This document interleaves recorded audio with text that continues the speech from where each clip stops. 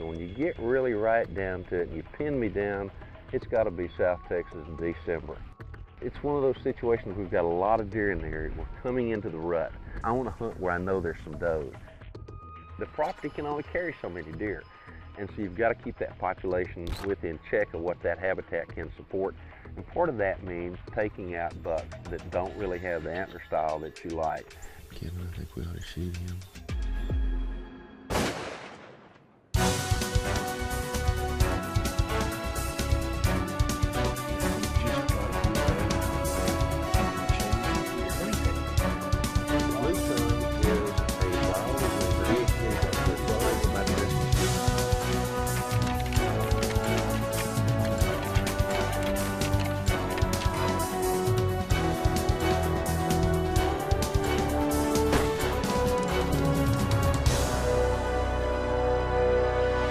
Winchester's World of Whitetail is brought to you by the Dallas Safari Club, promoting conservation, education, and ethical hunting worldwide.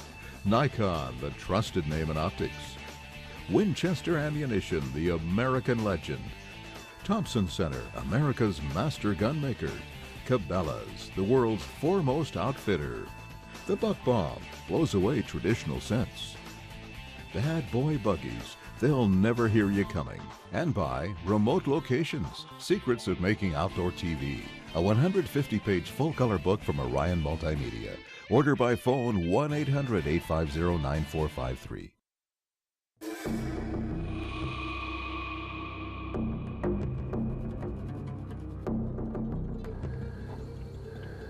There's a buck right there.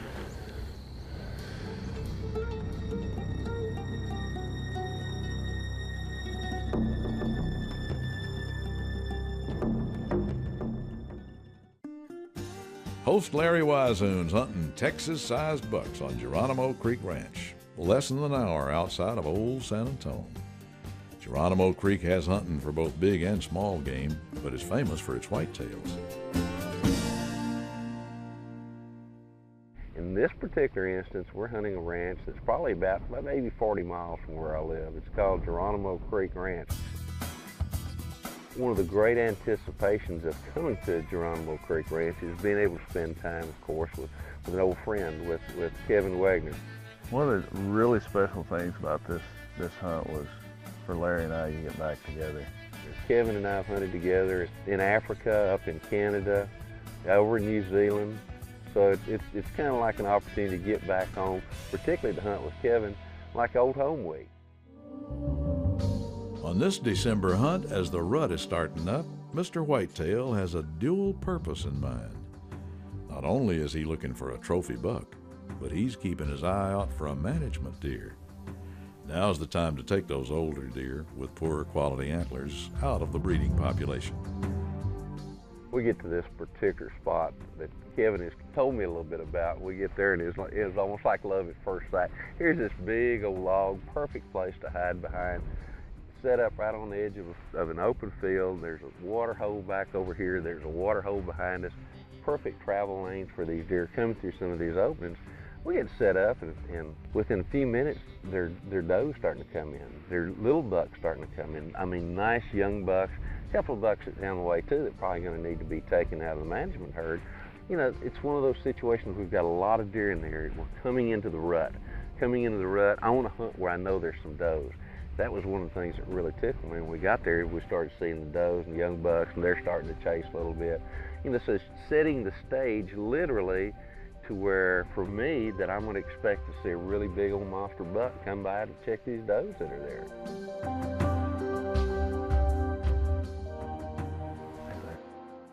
There's a buck coming in over here.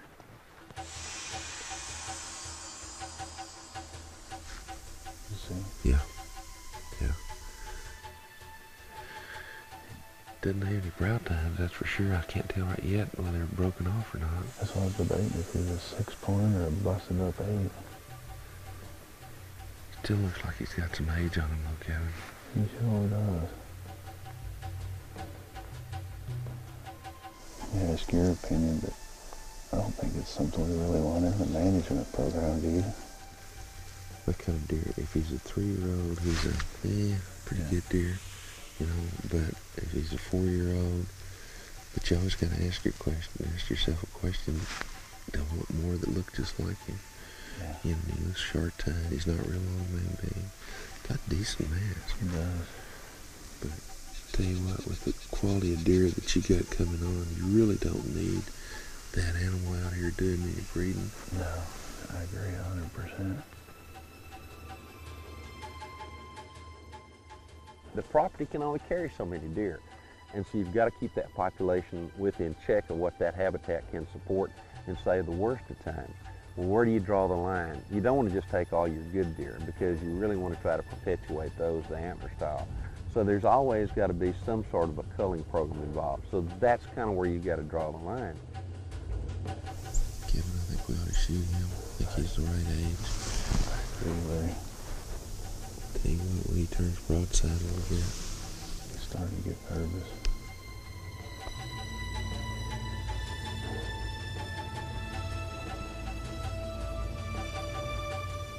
I'm on him when you are.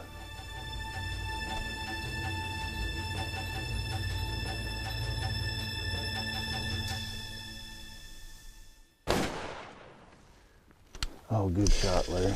yeah, he's hit hard. Yeah, He's hit hard. He's hit real hard. I'm gonna load up, but I don't think I need to. Larry, he's going down. He's going down. He's going down. I lost him right there. Oh But yeah, he went around that corner right there, but Yeah.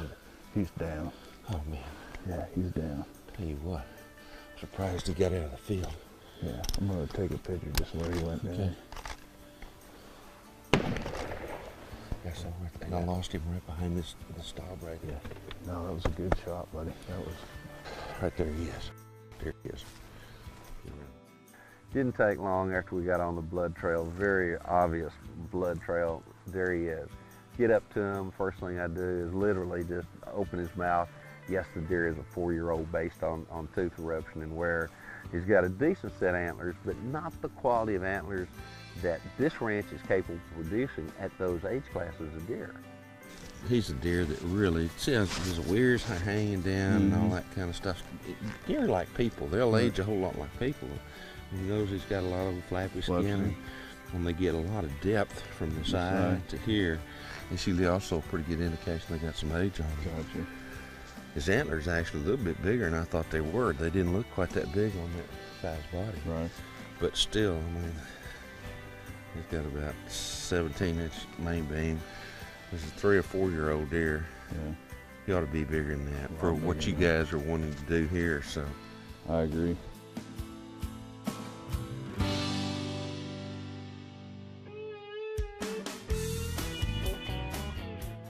One of the things I dearly love is to visit our store or the Los Cazadores Deer Contest.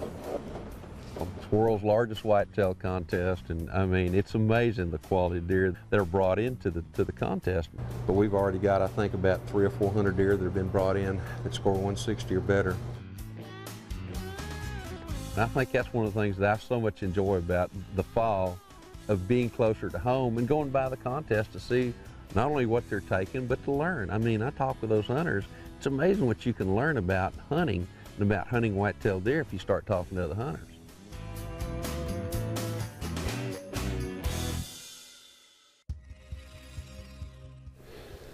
long dome double drops. Oh man, that's a buck.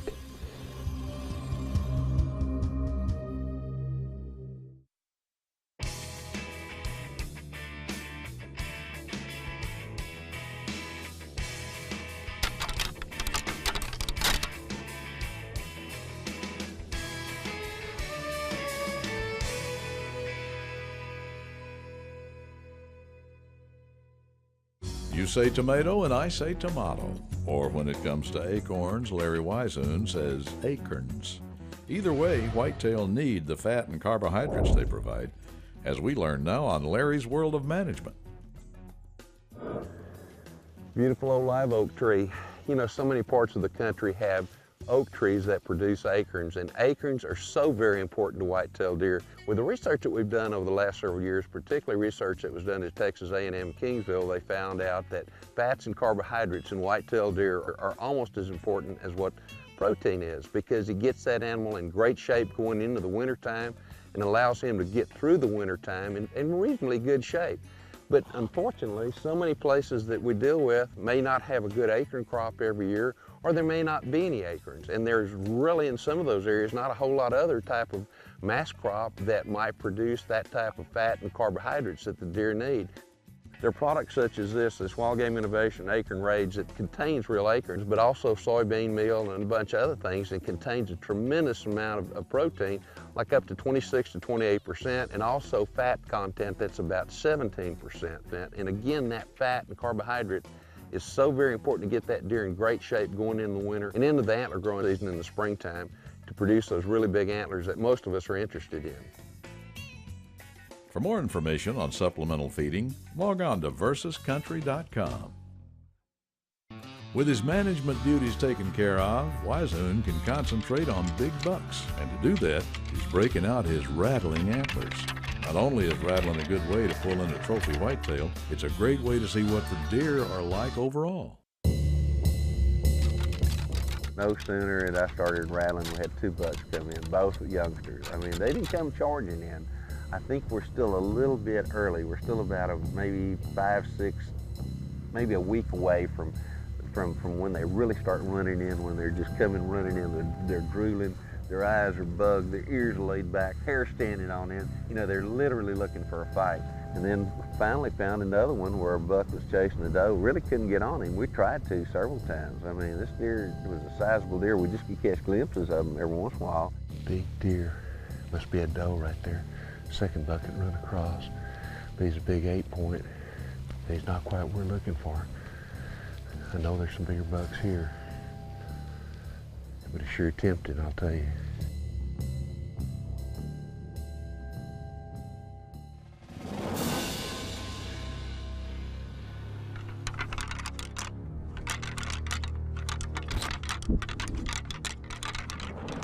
We get out, we get up set up one morning, and we're looking, and I mean, we're seeing quite a few deer and young deer, and they're all almost in range with what I felt comfortable with that Encore in the 454. And lo and behold, I look across the field, and just as soon as I do, back over here on the left, out steps this absolute monstrous double drop tine. I mean, that's the first thing I noticed. He had great big tall antlers, massive, but he's got drops about 6 to 7 inches on either side. Long dome double drops. God, he's just too far for this pistol. Oh, man. What a deer, though. Golly. He's probably got 8-inch, 9-inch drops on both sides. Big typical 10, but he's probably about 300 yards. And it sure makes me wish I had that 30-06 this time instead of 454 Kasum. God, what a deer.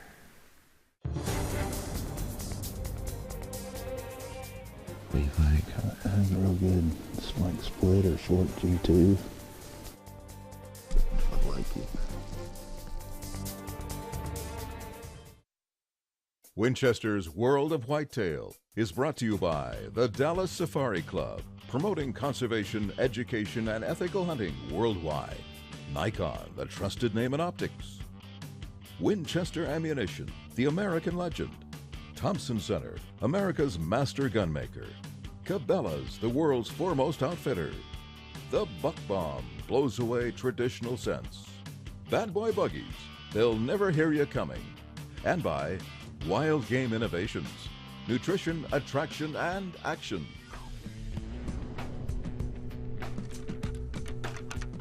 Larry Weishuhn's rattled up a giant buck on South Texas' Geronimo Creek Ranch.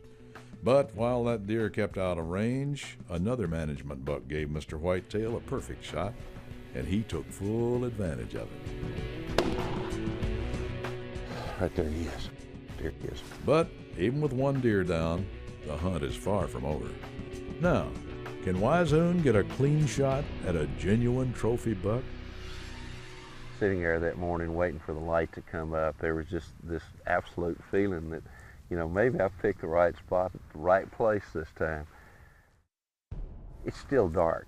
to the point to where, but you can just start seeing movement. And thankfully the grass in the background is kind of light colored, and you can see these little dark objects starting to appear coming out of the bushes and out of the brush. And, I mean, you just barely make out that it's a deer, but this one deer turns his head, and there's obviously something on top of it. No idea how big it is, just you know that they're antlers. Again, it's still so dark. You know, you start praying, please let the light come up. Please let the light come up before these critters leave. Kevin, I'm really glad we set this stand up here on this side of this pond. Boy, me too, Larry. This is awesome setting. Tell you what, we've got the sun at our back. There's no breeze this morning. Deer right there. Actually, there are two. There's that one that looked like a light or 10 point, and then there's one that's got a lot of mass to it. No kidding. Dude, G2, Larry. Yeah, he does. Let me look at him with the spotting scope real quick. Okay. Look at him. Let's have a look at him. And then if he moves over this way, hopefully he'll stay around here. The buck is there. We're watching. Finally, it gets light enough to where we can see, I can see the crosshairs really well. He's meandering around a little bit. I got my shooting stick. Everything is just perfect. What do you think? I'm going to let you look at him, because when I look at him, I'm going to look at him through the scope. Yeah, exactly. He's got a real good, like, split or short G2. It looked like he had a 6x5. Yeah, he sure is, Larry. Can you get on him? Yeah, I think so.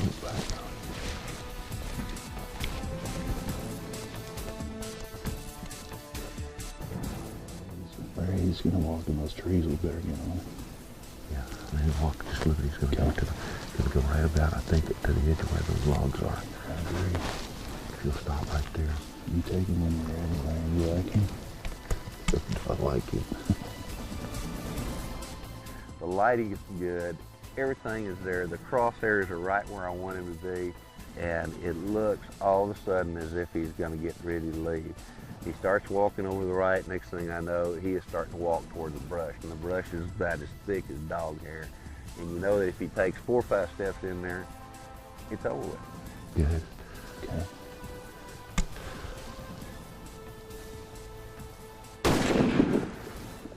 Good shot, Larry. He went down. He dropped him right in his tracks. Yeah. He's down, Larry, right there. He's down. Awesome. He ain't getting up, buddy. Good job. I think that's going to be a great deer. Make sure he doesn't get up, but He's not getting up, Larry. I don't think so. He's down for the count, buddy. He's there. You know what deer I think that is? What's that? Remember y'all had a deer that you had in the DMP program? That's exactly it. Because I noticed the ear tags on him. Now, one of the things too, I noticed he did have ear tags in his ear. That's one of the ways that we can catch animals, mark them, and we can follow them. In this particular instance, in Texas, we have a very unique, very aggressive management programs available to landowners, and one of them is called a DMP permit, which allows the landowner to go onto his property, capture a deer that's on his property, put it into a pen situation along with 20 does, have him breed those 20 does, and then release them. Pretty good indication, by golly, that those does were bred by that particular buck, and you're going to pass that genetic trait on. Larry, let's go look at that deer. I'll tell you what, I'm excited to see him, buddy. I am too. Golly. I was excited for Larry. I mean, that deer walked out, and when he turned and posed, and I knew that when Larry saw that side that had 6 points on it, I knew that that turned Larry on, and his whole demeanor changes. I really stopped and thought at that point, you know, this is really a time where I got to share this time with Larry. This was a special time for me, special time for Geronimo Creek Ranch to be here and share it with him. It's fantastic, Larry. That Winchester ammo hit a number. Oh man, look at that. Would you look at the brow tags? I didn't know he had brows like that. Is that awesome or what? Oh my God. Look at that. That is these Look at that right there. long main beams. Exactly right. I'm going to be back. This is South Texas. This is home. This is where I return to when all the other hunts are over with and really have the opportunity to enjoy what Texas has to offer. Is that awesome or what? Good job, buddy. What a gorgeous deer. I mean, what a fabulous setting. Oh, that is awesome. Look at that.